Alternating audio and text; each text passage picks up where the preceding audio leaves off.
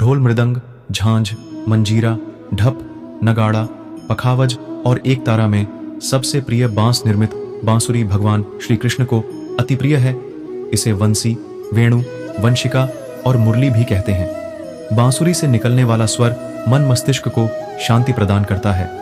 जिस घर में बांसुरी रखी होती है वहां के लोगों में परस्पर तो बना रहता है, साथ ही सुख समृद्धि भी बनी रहती। श्रीमद् भागवत पुराण में श्री कृष्ण की बांसुरी से जुड़ी कई कथाएं मिलती हैं। आओ श्री कृष्ण की बांसुरी और उसकी धुन के 10 रहस्य जानते हैं। 1.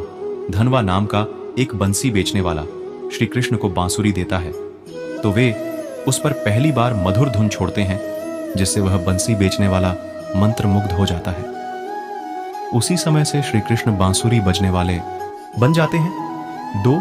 उनकी बांसुरी की धुन पर गोपिकाएं और पूरा गोकुल बेसुध हो जाता था। 3. श्री कृष्ण ने पहली ही बार ऐसी बांसुरी बजाई कि सभी को ऐसा लगा जैसे यह बजाना कई जन्मों से सीख रखा है। 4. ऐसा भी कहा जाता है कि जब भगवान शिव जी बालकृष्ण को देखने आए तो उन्होंने इरिशी दधीची की हड्डी को घिसकर एक सुंदर एवं मनोहर बांसुरी का निर्माण किया। जब शिव जी भगवान श्री कृष्ण से मिलने गोकुल पहुंचे तो उन्होंने श्री कृष्ण को भेंट स्वरूप वह बंसी प्रदान की, उन्हें आशीर्वाद दिया। तभी से भगवान श्री कृष्ण उस बांसुरी को अपने पास रखते हैं। 5. श्री कृष्ण जब राधा और गोपियों को छोड़कर जा रहे थे तब उस रात महारास हुआ और उसमें उन्होंने ऐसी बांसुरी बजाई थी कि सभी गोपिकाएं बेसुध हो गई थीं। कहते हैं कि इसके बाद श्री कृष्ण ने राधा को वह बांसुरी भेंट कर दी थी और राधा ने भी निशानी के तौर पर उन्हें अपने आंगन में गिरा मोरपंख उनके सिर पर बांध दिया था। 6. बांसुरी के संबंध में एक धार्मिक मान्यता है कि जब बांसुरी को हाथ में लेकर हिलाया जाता है तो बुरी आत्माएं दूर हो जाती हैं और जब इसे बजाया जाता है तो घरों में शुभ चुंबकीय प्रवाह का प्रवेश होता है। 7. श्री कृष्ण की बांसुरी सुनकर गायें लौट आती थीं। 8. राधा कुंड क्षेत्र श्री कृष्ण से पूर्व राक्षस अरिष्टासुर की नगरी अरिदवन थी। अरिष्टासुर से ब्रजवासी खासे तंग आ चुके थे। इस कारण श्री कृष्ण ने उसका वध कर दिया था। वध करने के बाद राधा जी ने बताया कि आपने गौवंश के रूप में उसका वध किया है, अत आपको गौवंश हत्या का पाप लगेगा।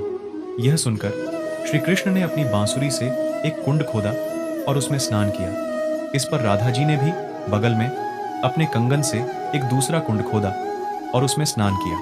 श्री कृष्ण के खोदे गए कुंड को श्याम कुंड और राधा जी के कुंड को राधा कुंड कहते हैं। 9.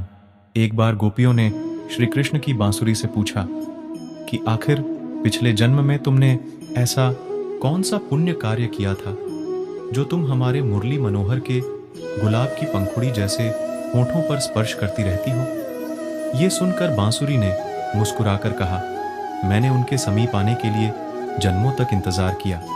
त्रेता युग में जब भगवान राम वनवास काट रहे थे तो उस वक्त मेरी भेंट उनसे हुई थी। उनके आसपास बहुत से मनमोहक पुष्प और फल थे।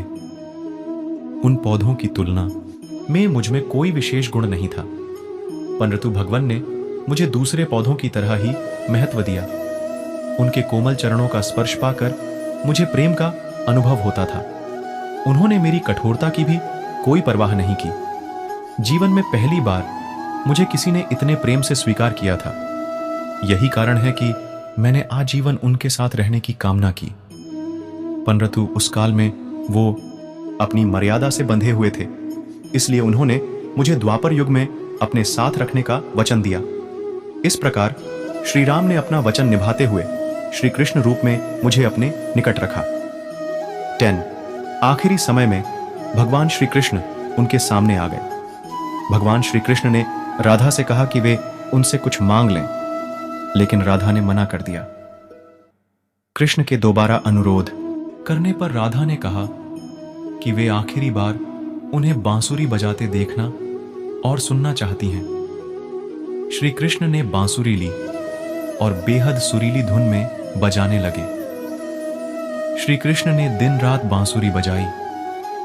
बांसुरी की धुन सुनते सुनते एक दिन राधा ने अपने शरीर का त्याग कर दिया।